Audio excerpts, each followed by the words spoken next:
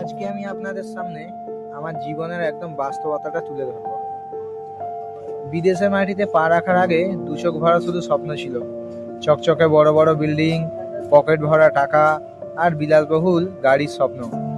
ভেবেছিলাম বিদেশ মানেই হয়তো জাদুকরি কোনো এক পরিবর্তন, কিন্তু না। এখানে আসার পর সময়ের চাকা যখন ঘুরতে শুরু করলো, তখন বুঝতে পারলাম জীবনটা অতটা সহজ নয়। আজ সেই বড় বিল্ডিং এর নিচে দাঁড়িয়ে আমি বিলাসিতা নয়, বরং টিকে থাকার লড়াই করছি। নিজের হাতে রান্না করা, ঘরের কাজ সামলানো আর দিন শেষে হাড় ভাঙা খাটুনির পর এক শিলতে বিশ্রামই এখন আমার জীবনের সবচেয়ে ধ্রুব সত্য।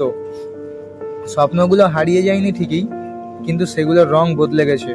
এখন টাকার চেয়ে ঘরের মানুষের ভালোবাসার দামটা বেশি বুঝি, যেগুলো কোনোদিনই শোধ করা সম্ভব নয়। আর গাড়ির চেয়ে দেশের পথের কথা বেশি মনে পড়ে। পরিশ্রমের ঘামে ভেজা এই জীবনটাই এখন আমার আর আরো সকল প্রবাসীর আসল পরিচয়।